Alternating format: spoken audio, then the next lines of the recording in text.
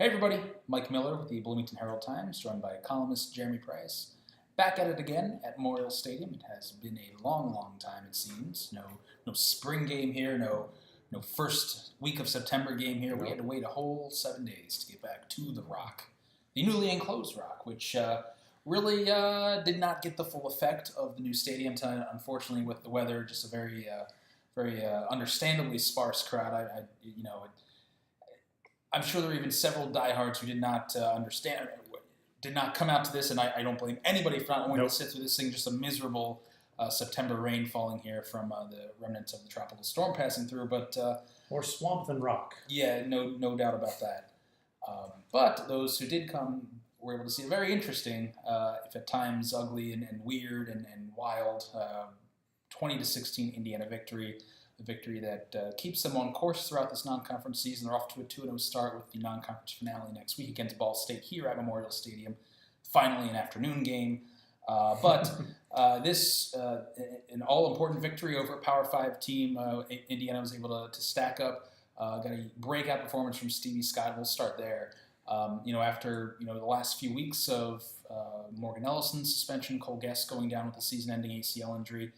Really, the central question was, I think at least offensively, what is this run game? What is it going to look like as the season unfolds? Do they have enough beyond the committee approach they have? Do they have a potential bell cow in the mix? There's a lot of football yet to be played, but certainly with his running style, his running ability, his poise and patience that we saw, not to say nothing of his toughness and really some of the bursts we saw as well tonight, Stevie Scott looked the part. He definitely looked the part, and like you said, those are all key questions, especially on a night where the weather is so bad, the rain is falling nonstop, the wind is blowing, all those things. And I think along with that, I think the other question mark complementing that is the offensive line.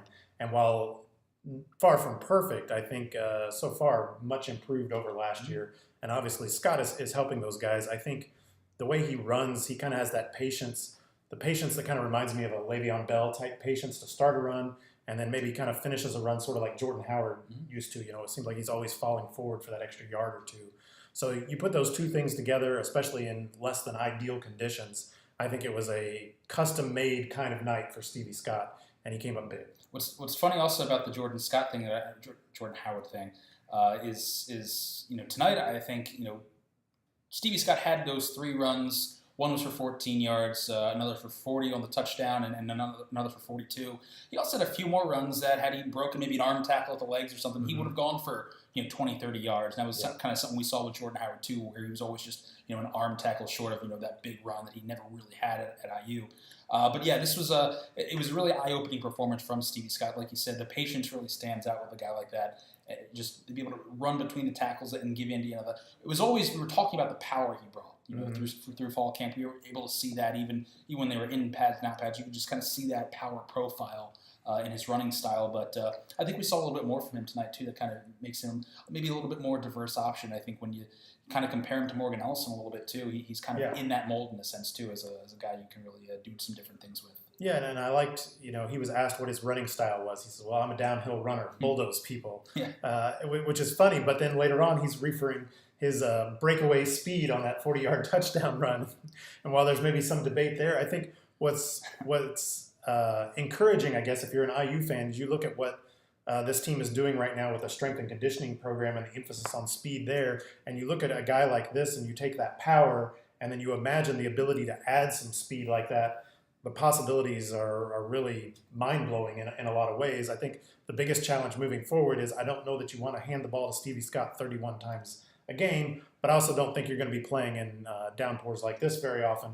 So obviously if you're able to pass the ball a little bit more, that's going to open things up as well. Yeah, passing was at times a bit of a struggle. I think Peyton Ramsey commented after the game that, on some of those throws, it just felt like the ball was waterlogged and it just going up as a dying duck in the air. And I think we saw that on a couple occasions where that was certainly the case. But there were also a couple strong throws. He went downfield on a touchdown drive that ended with a Nick Westbrook 23-yard reception. Had Donovan Hill for 33 yards or something, that I believe.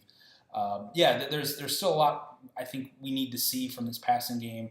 I'm willing to give this week a bit of a pass just because of the conditions.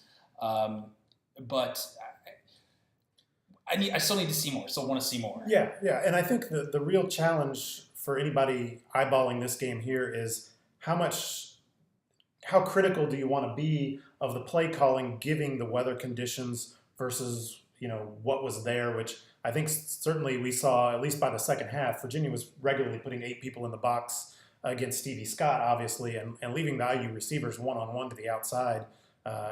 Basically IU could go deep anytime they wanted to, and they didn't very often want to. Really, no. There were a couple occasions I thought, really, if IU had wanted to go for the jugular and try and put this game away, it was there if they wanted to do it.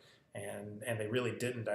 Did hit Timian with a big pass on third down at one point, but it seemed like the story of that second half was get across midfield, and then the drive dies around the 35, 40-yard line. And obviously, in these wet conditions, not ideal for special teams. And after what we saw earlier in the game, really not ideal for special teams. Got an extra point blocked, returned for 2, got a field goal blocked. So a whole lot of things. And I guess that's the positive side of this win, is there were a whole lot of things that Indiana didn't do right, or question whether it was play calling, decision making, execution, all those kind of things, and they still got out of here with a win. Absolutely, and it sets up a very important non-conference finale, as we mentioned, next week against Ball State. Defensively, that was an area Tom Allen really wanted to challenge going into this game, coming off that FIU game where they were gashed at times in the running game. The linebackers looked a step or two slow. The front, or just the defensive line, is even as much as they rotate, they just weren't helping with, syncing with those linebackers to get those fits filled properly. All things considered, against a elusive dual threat guy, as far as running the ball, Bryce Perkins is a really he's a tough matchup. Not much of an arm, but it was. I'm trying to think of the word here. Defensively, I think it was an encouraging performance. Yeah, because basically you had one bad drive at the start of each half. This first drive of the game, first drive of the second half, and other than that, I thought the defense did a really good job. You saw a lot more pressure from the defensive line, a lot more guys in the backfield. I thought the linebackers were better tonight. Yeah. Secondary, I still think there's some room for improvement, and maybe that's as much communication as anything else, because it seemed like there were at times where maybe guys just weren't on the same page as far as that goes, and that's something that's going to come together. But I think you saw reason for optimism tonight, and again, in less than ideal conditions. But it wasn't so, the conditions weren't so bad that team either side was necessarily limited to one dimension. There was still the ability to throw the ball. There was still a threat. And like you said, the dual threat quarterback offered a different dimension for Virginia, because at times, they basically use the running backs as blockers and just run Perkins, or set up the quarterback draw, or he might just scramble on a design pass play. So, for the most part, I think there were some good things to take away defensively, that there's progress to be made. Certainly from what we saw last week against FIU, I think there was progress. Yeah, I think that's fair to say. Coming up on the end of this one, what do you, any final thoughts here? What, do we miss anything? I think we hit most of the highlights. I think the special teams, obviously, is something. I thought punting was pretty good. Whitehead, for the most part, pinned Virginia deep. There were no big miscues there, no bad snaps, no blocked punts, those kind of things. Ja'Shawn Harris had the one big return call back because of a penalty. Obviously, IU had the kickoff, forced a fumble on the Virginia kickoff return early in the game. Got a turnover there, which was big to swing the momentum in their favor. So for the most part, I thought, there were some good things on special teams, but obviously we've got to see where this field goal kicking thing goes. Tom Allen said last week at the end of the first half, he was reticent to kick a field goal because he didn't want the ball coming out low and getting blocked. And after what we saw tonight, I think maybe there's a little more justification for that concern. Seems like maybe the snap's not getting there quick enough, the ball's not getting down quick enough. Maybe the kicker's just not getting to the ball quick enough. I'm not sure everything's in sync there. I'm not sure, yeah. Extra points and whatnot seem mostly good. Bad one tonight, although I think Tom Allen said that was more of a blocking error on that, more so than the kicker. But the field goal was ball came out low there. So, there's obviously some room for improvement in that phase. But I think that's the story across the board for this team. It's not like they're knocking it out of the park in any one way or as a whole, but they're doing enough good things in each area to get wins right now. And if you continue to do that and you keep getting better, then, that's really all you can ask for this team. I think that we all thought coming into this, the key was to get off to this good start, win these non-conference games, and 2 down, Ball State to go next week. So we'll see where it goes from there. Absolutely. I think just exactly what you said. I mean, it's almost becoming a team that you can project getting better in the sense because you do see some things, you see some personnel groupings and everything, and it's if they're firing in all cylinders, if they're in sync, there's no reason to believe that some of these areas of this team won't get better. We've definitely seen some very encouraging things. We've seen some not so encouraging things these first two games, but it's. I think offensively too. I mean, you look at the conditions tonight and the way things went. I mean, Reese Taylor really couldn't be used in an optimal manner tonight. I don't think Walt Fillier touched the ball all night, and that's a bit of a problem because that's been a 2-week thing now. And he was probably their best player in fall camp. I mean, from everything we saw, he was without question there was no one close to him. So that's got to change here in the next few weeks, I think. But yeah.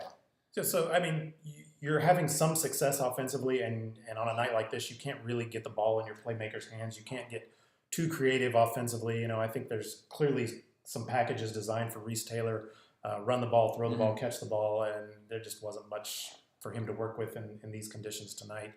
You tried him at running back a few times. Obviously, not a between the tackles kind of guy. Most of the time, definitely not on a rainy night like this. So, we saw a very limited scope of the Indiana offense tonight in a lot of ways. So, it'll be interesting next week. Third game, noon game. If you get some normal, ideal Indian summer, fall weather, it'll be interesting to see what this offense looks like. No doubt about it. Well, as we said, it'll be a noon kickoff here next Saturday. Ball State's in town, and then Michigan State, and we're off and running in the Big Ten following this Indiana football team from here on out. So that'll wrap it up. 2016 Indiana victory. IU's now 2-0, and we'll see you for game number 3. All right.